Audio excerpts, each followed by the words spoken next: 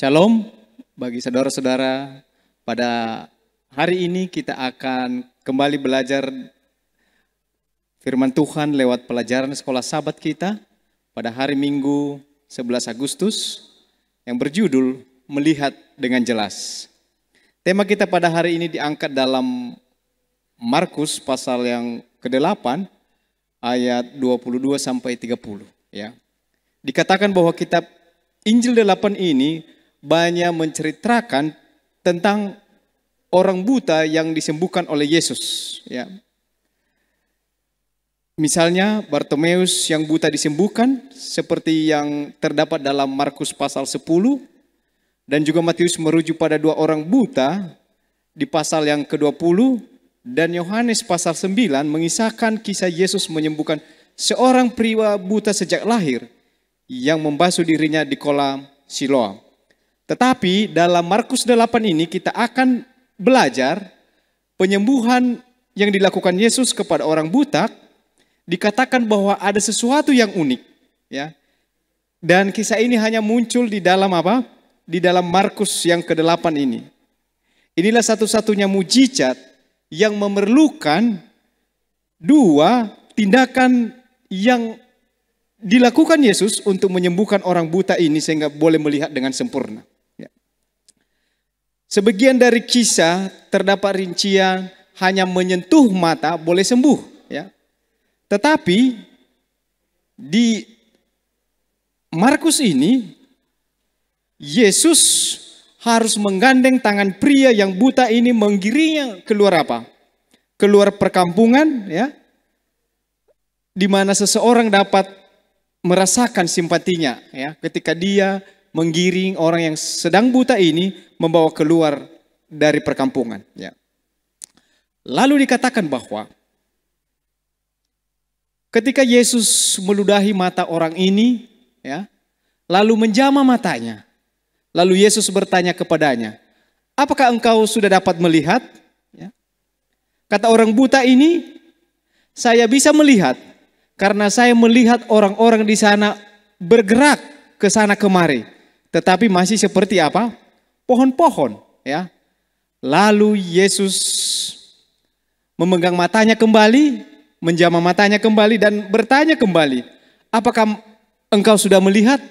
Lalu jawab orang buta ini, sudah, saya melihat dengan apa?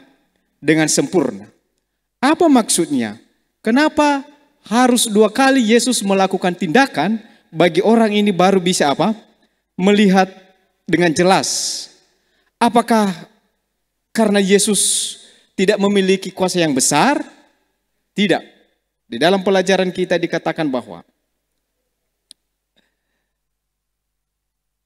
memang untuk mendapatkan kesembuhan kadang-kadang melalui apa? Melalui beberapa proses, ya.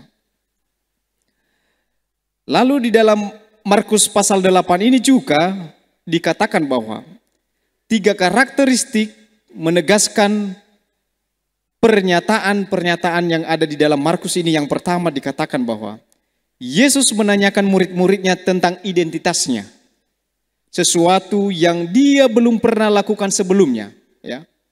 Lalu yang kedua, Petrus adalah orang yang pertama yang tidak kerasukan roh jahat yang menyatakan bahwa Yesus adalah Mesias. Dan yang ketiga dikatakan bahwa segera setelah pewahyuan tentang siapa Yesus itu, dia mulai menjelaskan kemana dia akan pergi, yaitu apa? Ke salib. Ya.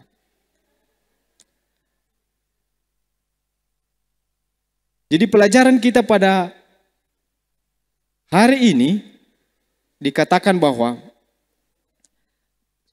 tetapi mengapa harus ada dua jamahan? Ya. Sebagaimana ini adalah satu-satunya mujizat di mana dua tindakan terlibat. Kemungkinan besar hal ini bukan disebabkan oleh kurangnya kuasa yang dibutuhkan Yesus. Tetapi dikatakan lebih merupakan sebuah perumpamaan yang dilakoni, mengilustrasikan bagaimana wawasan spiritual terkadang membutuhkan waktu agar bisa apa? Melihat dengan sempurna. Ya.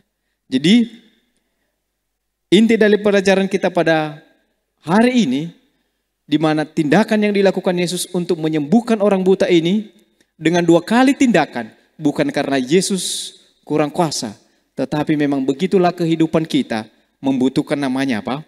Proses. Ya. Dan disinilah Yesus memperkenalkan dirinya kepada murid-muridnya, dan dikatakan bahwa Petruslah orang yang pertama yang mengakui Yesus bahwa dia adalah sebagai apa? Adalah Mesias.